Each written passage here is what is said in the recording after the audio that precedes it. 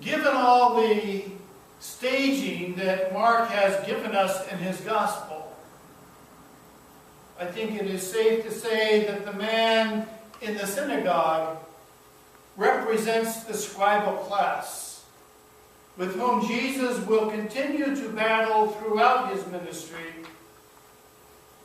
and who, in the end, will side with Rome and find at last a way that they think will silence him. That is, they figure out how to kill him.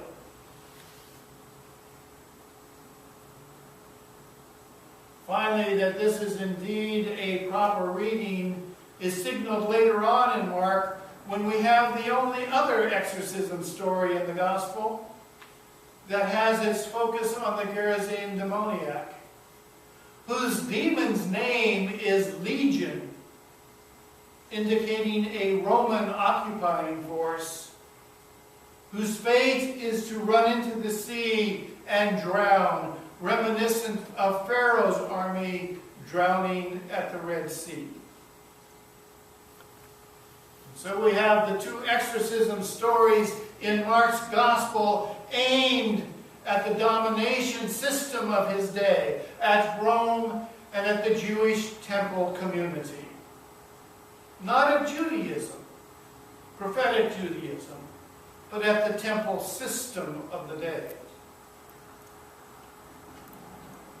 So, exorcism, this seemingly strange world of demons and unclean spirits, turns out to be not so otherworldly after all, when you break it down. Being possessed by demons amounts to being swept up and captured by the mindset of the dominant order. It means not being able to see beyond the spin of the spin doctors,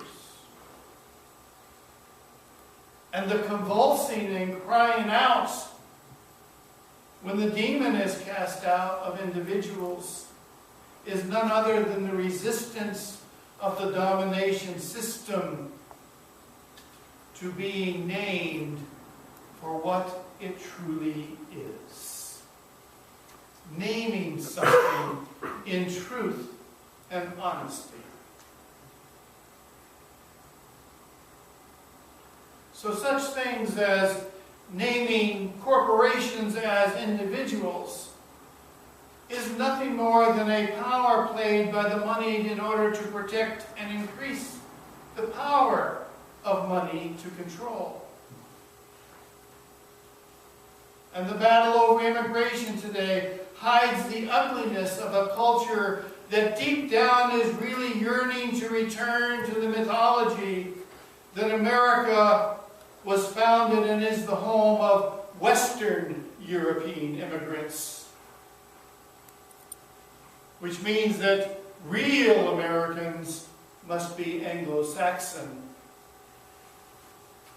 Thus, by definition, giving lie to President Obama as an American. The dominant system names the poor and the unemployed as being lazy sponges seeking to freeload off the rest of us, not as victims of the dominant order, which makes it almost impossible for one on the bottom to get ahead and eke out a living.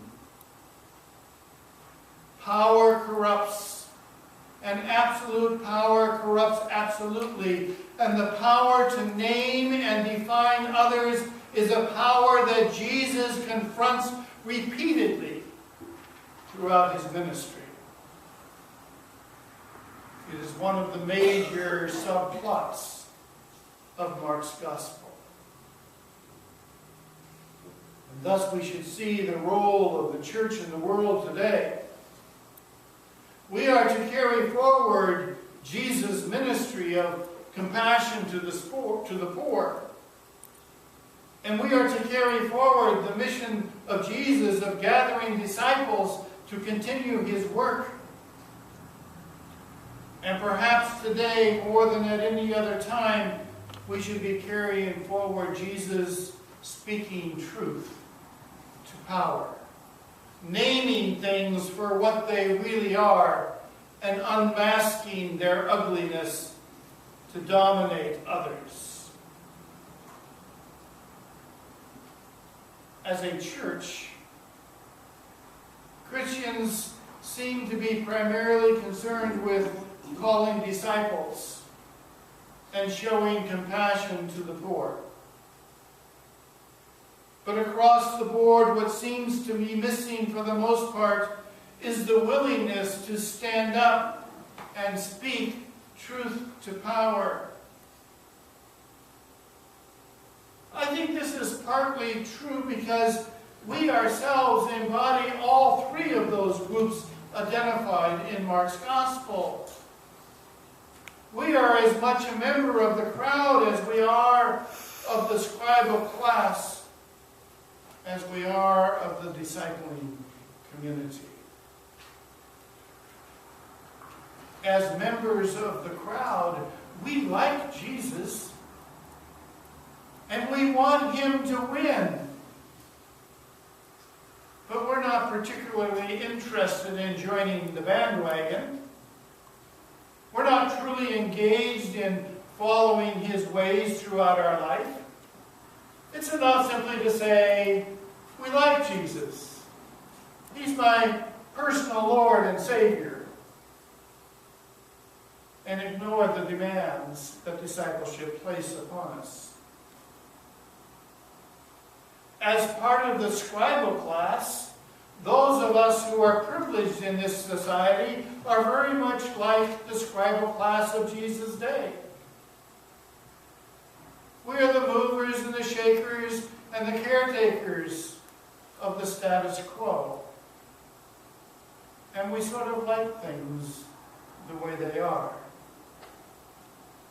We like our privilege over others. We like our American exceptionalism and our standard of living that the rest of the world cannot afford.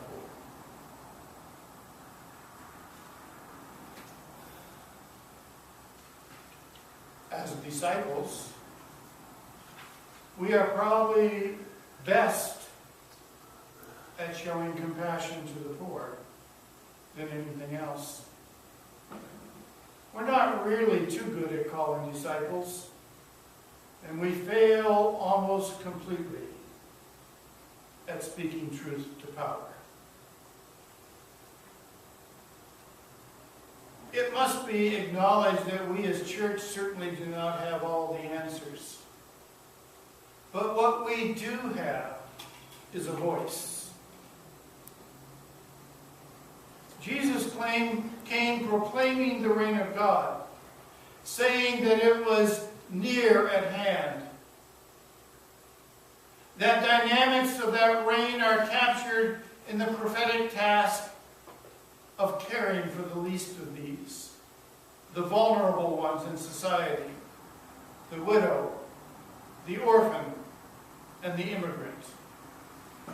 The reign of God is centered in the belief that this is God's world intended for the betterment of all humankind.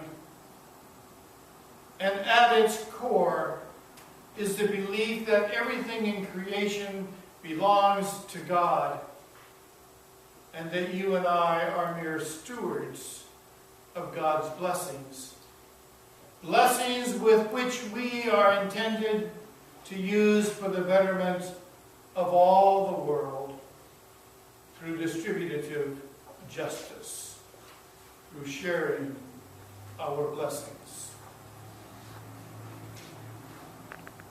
If we lose our voice, if we fail to speak, if we remain silent in the face of the injustices of the domination systems of this world, then we have become like salt that has lost its flavor. It is good for nothing but to be thrown out and trampled underfoot. So let us rediscover our role at speaking truth to power. Let us lift our voices high in proclaiming the reign of God, and let us not grow weary in the task. For without the dream of equality, without the vision of inclusion, without the longing for the reign of God to come on earth as it is in heaven, then the people